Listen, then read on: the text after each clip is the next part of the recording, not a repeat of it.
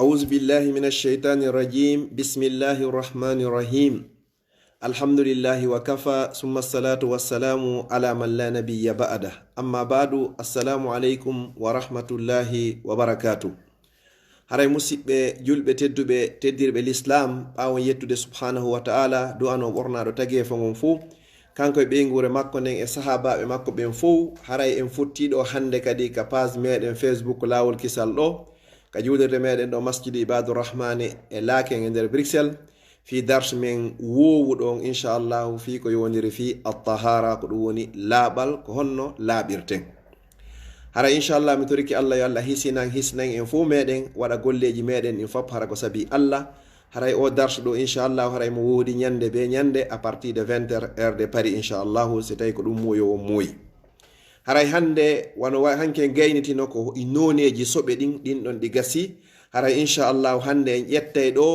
sunnaji ɗin 10 ɓe inni wo ashratun min alfitra wo piiji 10 no ton ko yaaɗi e sunnaji annabaɓe tawata annabaɓen fuu ɓe waɗiɗi ɓe yamiri mofte maɓɓe ɗen kadi yo waɗuɗi nelaɗo sallallahu alayhi wa sallam kadi waɗiɗi ɓe yamiri en enen kadi en waɗuɗi haray hiɗen haani andugol ɗi sunnaji ɗo 10 hara en wedditaki e majji haray noon inchallahu adumi natande yewtere nden mi andintina e nafoore wotere hande ka wonɗen ɗo ni ko jemma juma on wone natude ɗo ni nelaɗo sallallahu alayhi wa sallam ɓe maaki wo hebbine juulugol e an jemma juma e ñalorma juma andede kala juuluɗo e ande wotere allah juulay e makko nde laabi 10 ande kadi kala juuluɗo e an allah yittay malaikajo spécial ko yottinana lan wonde makarijo juuli e an o rutta kadi salminago gon kadi kankadi o juulay on neɗɗo ɗon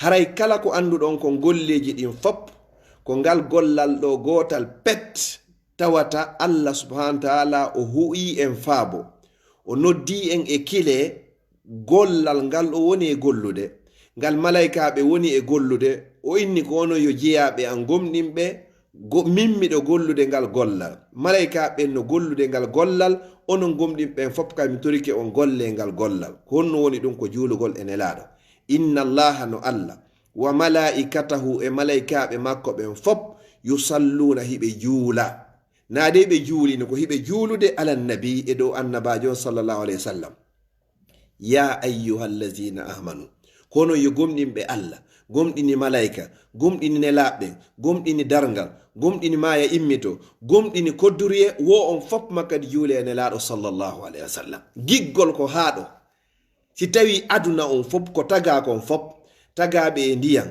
ko taga e loope ko taga e annora ko taga kon fop hino julde o ɓurnaɗo ɗo tawi an ko oɗo woni annabajo ma on ko oɗo tefanoyoyma yawmal qiyama hebbinen e juulugol e nelaɗo sallallahu alayhi wa sallam allahumma salli ala muhammadin wa ala ali muhammad kama sallayta ala ibrahim wa ala ali ibrahima innaka hamidum majid allahumma barik ala muhammadin wa ala ali muhammad kama barakta ala ibrahim wa ala ali ibrahima innaka hamidum majid ɓawo ɗum ɗo ɗen toro allah subhanahu wa ta'ala yo allah waɗu nelaɗo tefanoyo en yawmal qiyama ɓaawo ɗum ɗo hiɗen toro allah kala feƴƴinoyɗo nde yewtere ɗo li waji hillahi yo tawde e ɓemɓe nelaɗo tofanoyta yawmal qiyama ɓe itte e natoyayɓe yiite a jahannama ɓe watte e natoyayɓe jannatul firdausil ala innahu waliyu zalika walqadiru alayh musidɓe julɓe tedduɓe nelaɗo sallallahu alayhi wa sallam ɓe maaki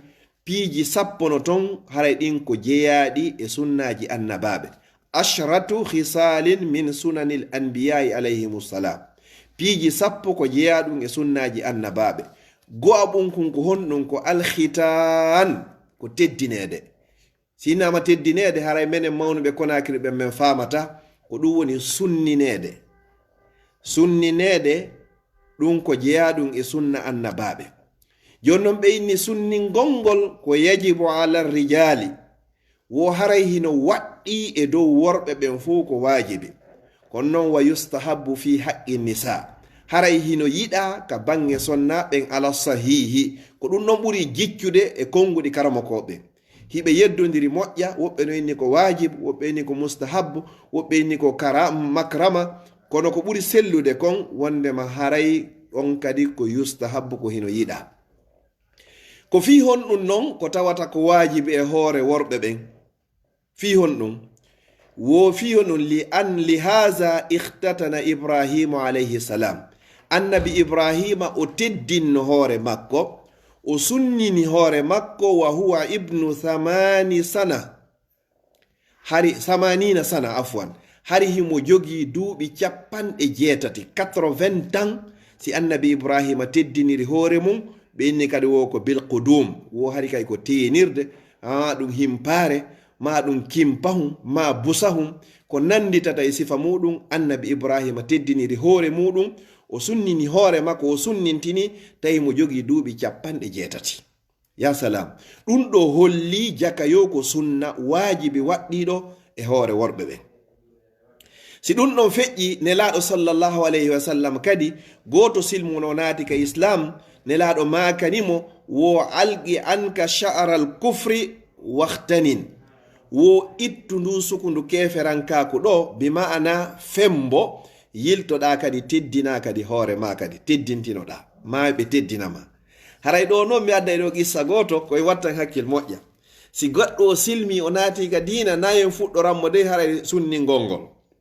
Fi honno miɗo andi e leydi wotiri e saare wotere ko feƴƴi ɗon, haray goɗɗo o arno faala natugol islam, o landi noon question ji ha ceernojo mo yiduno on tawi o humpitaki moƴƴa, o inni haray hiɗa hana kadi sunnine, o inni honɗum, o inni haray ko bewndigi sunnine, o expliquani o ha oya ko faami sunnine ka o yawno ɗon nde ñande o yildetaki ɗon few natugol islam on, o acciri ɗum noon saabu ko ɓe inno ko bewo sunnine. haray ɗin ɗon acce taw ha wontira nder ga taw no woodi ko adi ɗum ɗon taw après noon hande gay so yewtoye ɗum ɗo ko ɗum ɗo woni sunna arano jeyaɗo e sunnaji annabaɓen fop. ɗum ɗo haray ko en wattan hakke. joni noon enen leyɗe ka wonɗen ga sonnajo teddintake ga few, wona ya teddinde ha yaha ɗo kaso duuɓi 7, haray ko ya accu ɗon madama ko mustahabbo, haray hino hani non ko sunna. nelaɗo sallallahu alayhi wa sallam nde ɓe senino madinatul munawwara, ɓe tawno ɗon sonnajo no teddina sonnaɓe ɓen, on say ɓe inni ikhfidi in haki wala ko ikhfidi wala tan haki, bi maana joni ko ya ittu seeɗa dowdu hunkum pet hara a irtari hara jasari. fiyon ɗum si ittaka few sonnaji on haray himo wondi e sahu ha feƴƴiti. si tawi noon ittama kadi few haray o mara kadi sahu few, o mara plaisir. joni noon nelaɗo sallallahu alayhi wa sallam ɓe maaki wo ko yo ɗuyte feƴƴitay kunkun ka hoore awra ko kun ɗon taƴete, amma ko lutti kon wona yo irte wona yo meme. ɗuytugol sahawu on hawrina sahawu on, haray ɗum ɗo ko sunna. si wawi newade haray hino windori ni, si tawi wawari newade sabu ka wurɗen ga haray ɗum ɗon kadi mo ɓe daran hoore muɗum. ɗiɗi on e sunnaji ɗin wo ko halqul ana, fembugol leeɓi ley wuddu. si wowlama ɗum haray enen moko baɓɓen foppo en faami fembugol leeɓi ley wudduɗin, ɗum kadi haray ko sunna jeyaɗum e sunnaji annabaɓe. tati wo ko natful ibti, wo ɓurgol leeɓi ley nelki. leeɓi ley nelki sunna on tigi, wona fembugol, sunna on ko ɓurgol. ɓurgol ngol no ɓeyda cellal, ɓurgol ngol kadi no jonna kadi doole. amma noon si tawi on tigi wawata ma susata ma musaymo o wowtari ɓurgol ngol, hara yo eto o moyen o femba. nayi on e sunnaji ɗin ko honɗum ko taqlimul azfar, ittugol peɗa. ittugol peɗa kadi ɗum ɗo kadi ko sunna jeyaɗum e sunnaji annabaɓe. haray noon no yaltani hande sonnaɓe ɓe mod yawgol ɓeyditoya peɗa, ɗum ɗon haray no lundi dina kan. no yaltani worɓe ɓen kadi mod accitugol kun kollun ciwatum ɗo peɗalu gotum ɗo ha kon juuta, maɗum woɓɓe accita ɗiɗo ɗiɗi, ɗon a lundike sunna.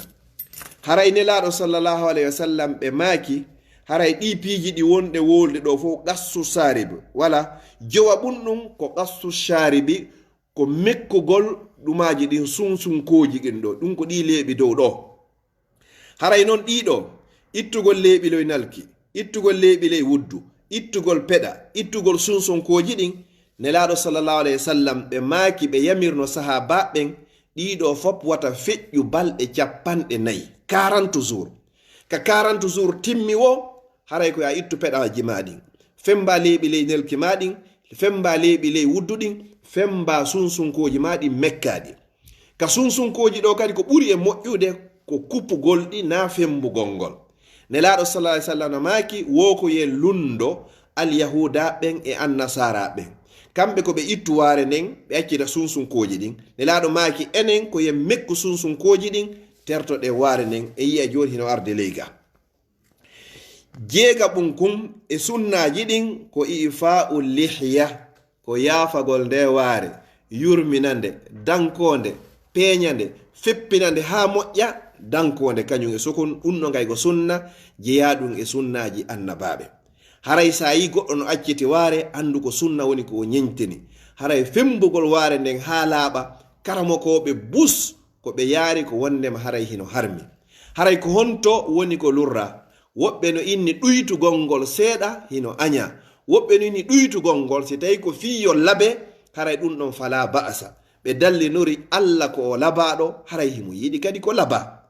haray na accugol ɗum ñaganno peñatake, moƴƴintinatake, wujatake nebbum, kayiɗa wono ñaganni haray labaka. Allah himo laba, inna allaha jamilun yuhibbul jamal. himo laba, mo yiɗi kadi haray ko laba kon. no anduɗa non hiɗa yiɗiri yo sonnajo ma o moƴƴintinanoma, o paranoma, o labintinanoma, o urnanoma, ko non kadi an kadi hanɗa moƴƴintinirde leeɓi ɗi ka kine e ɗi kunsunsunkoji mekka ɗum ware nden kadi moƴƴinande ha moƴƴa, kuwa fo kadi ha labe kadi. ɗum ɗo kadi haray ko sunna. si tawi ɗum ɗon feƴƴi kadi haray yen andu nelaɗo sallallahu alaihi wasallam hiɓe maaki moƴƴa ka fi sunsunkoji ɗo. haray kamba molanaɗo no ɗon ɓe maaki woni wo man lam ya'khuz min sharibihi falaysa minna. kala on mo mekkari ɗi sunsunkoji o ɗuytiɗi ha harasiɗa ñamude maɗa yarude, ɗi wawata memugol ndiyam ɗam ma ñamete on, wo ya andu a tawaka e mofte maɓɓe sallallahu alaihi wasallam. ma ɗum ya andu haray an a tawaka e julɓe ɓen. si tawi a accitay ɗin haray fewn ɗono no wodi concours mondial ka waɗete haray andugol ko hombo ɓuri sunsunkoji jotude. ɗum ɗo haray hina enen naafi meɗen enen julɓe ɓen. sunna jeeɗiɗaɓo on ko assiwak, ko gosagol ko sunna jeeyaɗum e sunnaji annabaɓe. nelaɗo sallallahu alaihi wasallam ɓe inni yo yustahabbu siwak fi jami'il awqat. no yiɗa gosagol e dendagal waɓutuji ɗin fop. e yiyay ɗo noon nelaɗo sallallahu alaihi wasallam maaki ɓe maaki wonno wo assiwaku gosagol ngol ko matharatun lil fami, ko laɓɓinay ɗum hunduko, mardatun lil rabbi, ko weltinay ɗum Allah, machilatun lil basar, ko moƴƴinay ɗum kadi ɓandu ndu. ko nelaɗo sallallahu alaihi wasallam maaki si a gosike hunduko makon haray ko laaɓi, si a gosike kadi haray a weltini Allahu subhanahu wa ta'ala. kala faalaɗo yo Allahu weltanomo yo duumo e gosagol. no tawa kadi nelaɗo sallallahu alaihi wasallam kam e lerɗini yo gose wo indal intibahi minan nawm. kana sallallahu alaihi wasallam ɓe laatinoke yashu sufahu, ɓe laatinoke hiɓe gosotono si ɓe finino jemma, ɓe ƴettayno ɓe goso. ɗum ɗon fi fuu ko fiwata hunduko konko ukko ɓe ɓado takko sonnajo maɓɓe on. si ɗum ɗon feƴƴi nelaɗo sallallahu alaihi wasallam ɓe yamiri en kadi yen goso indal wudu, sanga kala nde salli gotoɗen wo haray ko yen goso. ɓe maaki honɗum sallallahu alaihi wasallam wo lawla an ashuqqa ala ummati, sinano fiwata mi tampinɗe mofte an, la amartuhum bisiwak, mi yamiraynoɓe yoɓe goso inda kulli wudu'in, sanga kala nde ɓe salli goto haray ko beɓe goso. honto kadi riwaya go lawla an ashuqqa ala ummati, sinano fiwata mi tampin mofte an ɗen, la amartuhum bisiwak, mi yamiraynoɓe gosagol inda kulli salatin, sanga kala nde hiɓe juula.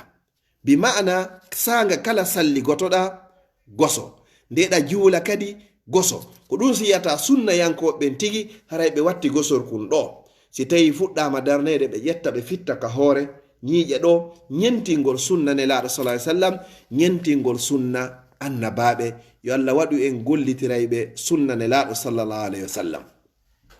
no tawa kadi ka yiɗa kadi gosagol indal istiqazi minan nawm, si tawi on tigi fini kadi bimbi waɗugol toilette makko on haray ko yo goso ha moƴƴa kadi. no tawa kadi e honto kadi ka yiɗa kadi yo on tigi goso kadi honto gosa gongol kadi inda taghayyuri raihatil fami aw ta'amihi. Si yehi tigi an tigi andari atay barngol hunduko makon fuɗɗike ukkade haray no yiɗanama hande kadi ya goso. Sa ndari atay ñiƴe ɗen fuɗɗike ɗumannade haray ya goso. ɗum no hay so leere juulugol haray yonari. Si ɗum ɗon feƴƴi kadi ko honto kadi ɓura e yiɗede kadi yo on tigi goso inda qira'ati alqur'ani alkarim. Si goɗɗo falama waɗugol tilawa jangugol deftere Allah nden wo haray no yiɗanamo yo goso. Fi honɗum noon jentoɗen moƴƴere nafoore ko goɗɗo heɓata si o salligiki ha o gayni o gosike hara ko o gosani ko fi jangugol qur'an.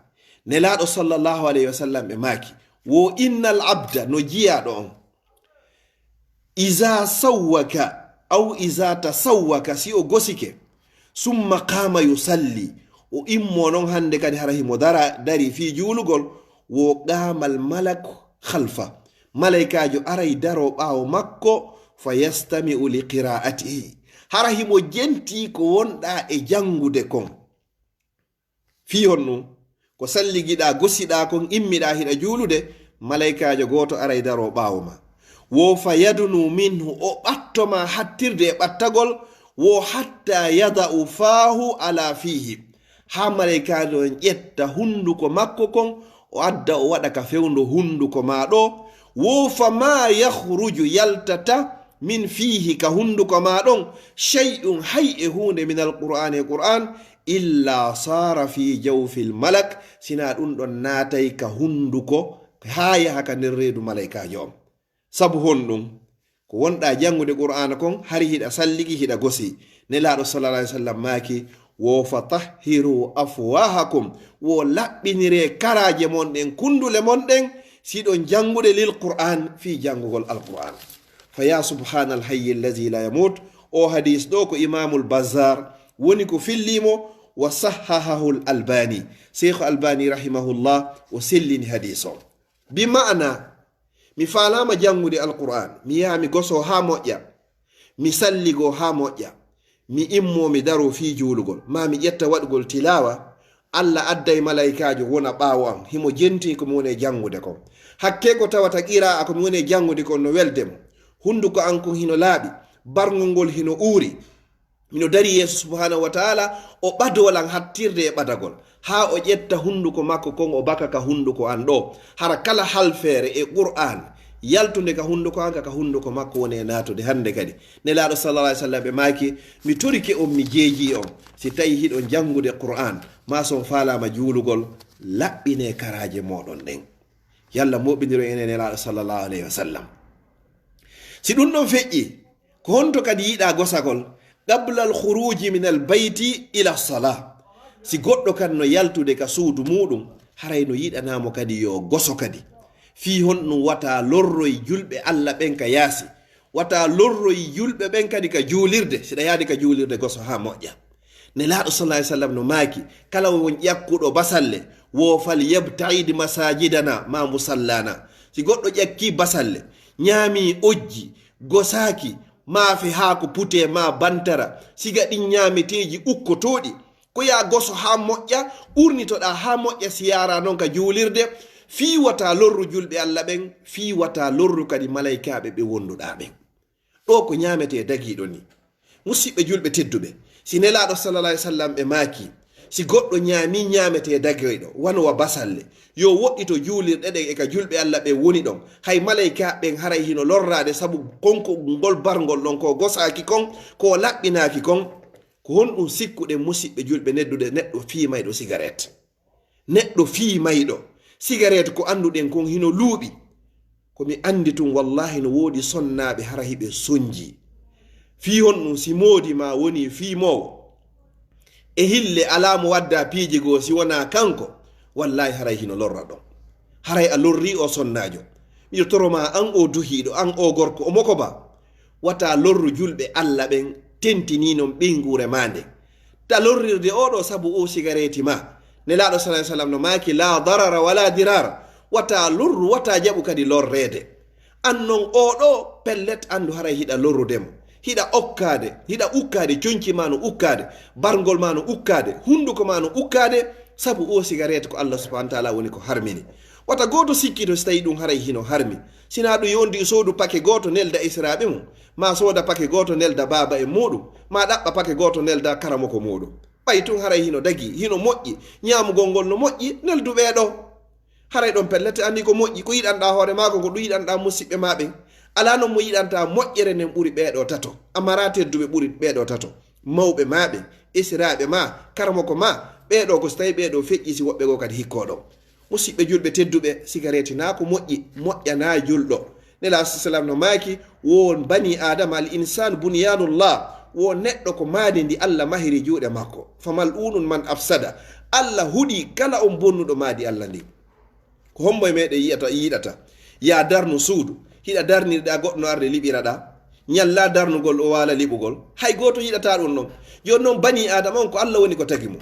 joni noon sa ƴetti ɗum noon a fiimi, hande kadi a lorri. so daari hay momɓe moƴƴide ɓe haray ɓe windi ɓawo ɗon, haray de moƴƴana cellal ngal, moƴƴana cellal ngal ko kamɓe windi ka ɓawo pake cigarette. joni noon sa andi ɗum ɗo moƴƴana cellal ma, ko on ɗum memanta ɗum ɗon, wata bonnu cellal ma. cellal ko nema, kono mo faɗari cellal ngal wawata andugol cellal ko nema. musidɓe julɓe tedduɓe, si tawi ɗum ɗon feƴƴi, no yustahabbu, no yiɗa kadi honɗum, an yatasawwaka, nde o gosorta hara ko jungo makko nano ngon. si goɗɗo gosoto ko jungo nano ngon woni ko o gosorta, ko fi honɗum gosagol ko laɓɓintinagol. joni noon nela sallam maki laɓɓintinagol, ittugol soɓe, ittugol tuundi, haray ko ya ittir nano ngon. haray ɓe inni kadi yustahabbu attayamunu fi siwak, no yiɗa kadi ñamɗinagol, fuɗɗorgol ka sengo ñaamo si tawi hiɗa gosade, ɗum kadi ko sunna. nelaɗo kala ko ɓe waɗayno, siko ɓornagol conci, siko wattagol paɗe, kala ko ɓe waɗayno kana yuhibbu tayamun, ñamɗinagol, fuɗɗorgol ka ñaamo, ɗum ko sunna. joni noon haray hande kadi sa gosoto, ya gosor kadi jungo ma nano ngon, ɓay haray ko ittugol soɓe e tuundi wonɗa e maɗa. si ɗum ɗon feƴƴi, sunna jeetataɓo on e sunnaji annabaɓe sappo, woko haslul barajim, ko wiyete barajimu ɗo ko lootugol guƴoy kolli koy ɗo. no wodi woɓɓe hara te won ɗo hino tekki moƴƴa, hara so tawi on ti wattanari hakkil tundi luttay ton. lootugol ɗiɗo kadi ko sunna. e honɗum kadi lootugol ɓawo noppi ɗin, woɓɓe hara noppi ɗin hino janɗi moƴƴa, goɗɗum ɓisoto ɓawo ga, ko lootugol ɗin kadi moƴƴa, ma ɗum hakkunde guƴe kolli ɗin, ɗum ɗo fof ko lootete ɗum. hakkunde kine ɗen kadi no wodi woɓɓe gono ton hara leeɓi ɗin fuɗay ka nder kine ha ɗi yaltita, ɗin ɗon kadi ko ɓureteɗi, ɗum ɗon labaka. julɗon hani hara ɗo yiruɗamo ko metta ma o moyi hara l'islam o welete, haray mo ordoni ha moƴƴi, conci ɗin hino laba, vraiment hala ko collection labaɗo, ko ɗum woni pinal. julɗon hani wonde hara ko finuɗo, julɗo hana wonde hara ko o komojo, na yo on tigi tuni dina kan. ko ɗum ñande goo ɗo gandi qissa lolluɗo afwan, seydna oumar radiallahu taala anhu warda, o hayni no suka no yaha no ñento, o ari ha hewtimo ene baba a nawnu, oyni ene baba a weela, oyni o oye.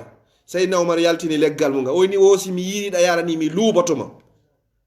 almuminu lqawi, julɗo jogiiɗo doole, hayrun ko on ɓuri moƴƴude, wa habbu ila llah, ko on kadi ɓura yiɗede ka Allah min almumini daif, e di julɗo fofuɗo lo'uɗo.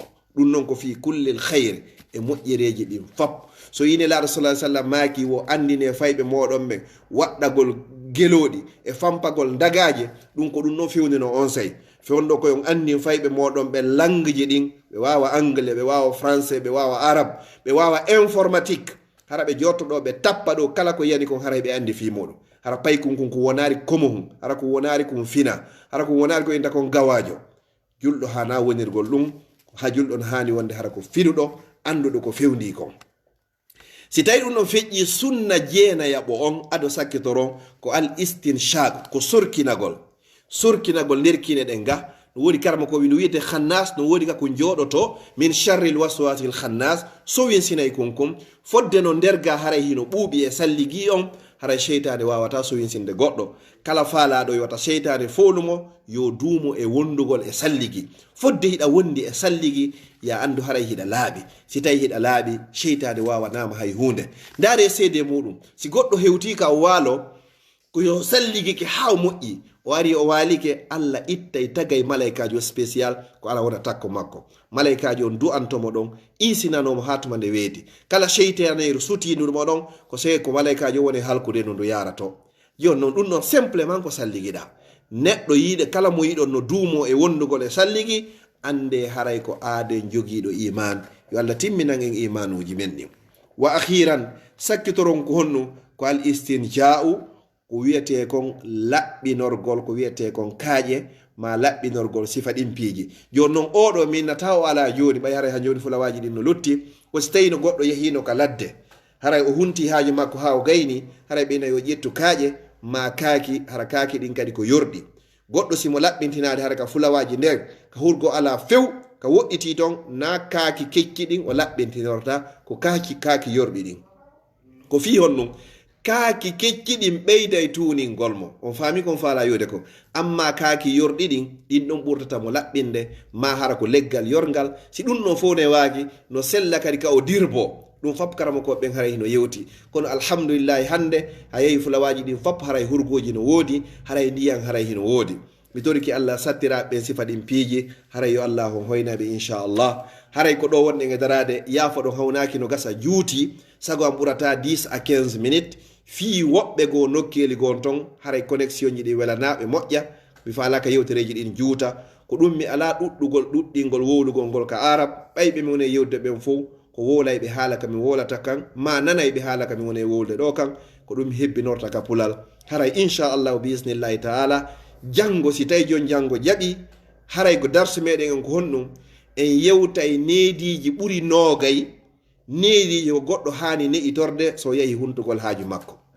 ko andirto l'islam on ala ko acci neediji ɓuri noogay en yewtay janngo bisnillah ko honno goɗɗo huntirta haaju muɗum ka hurgo ko jangete no naatirte no o gerdata fop muɗum inchallahu ma farratna fil kitabe min shay hay hunde ala e moƴƴere naɓay nde en aljanna sina nela alai sallam yeetiki en ala hay hunde e bone ko naɓata yiite jahannama sina ɓe rentini e muɗum haray janngo yewtere men nen ko adabu qada'il haaja neediji fi huntugol haaju fi takkitoyagol hurgo jano ma hurgo tosoko si Allah acci en ha janngo yo Allah newnan en ɗum ɗon si tawi ko axe muɗum yo Allah taw o ƴettiti wonki hum menkin o yaafike kon si tawi o itti kon ka ɓandu meɗen mi toriki Allah subhanahu wa ta'ala ndaaruɓe e wonɓe e ndaarde e feƴƴinoyeyɓe yo Allah waɗan on ɗum ɗo ka mandake moɗo moƴƴe yawmal qiyama kala feƴƴinoyɗo nde yewtere ɗo o feƴƴinirde li wajhillah goɗɗo naftiroyde ila yawmil qiyama yo Allah waɗanmo sadagatun jariya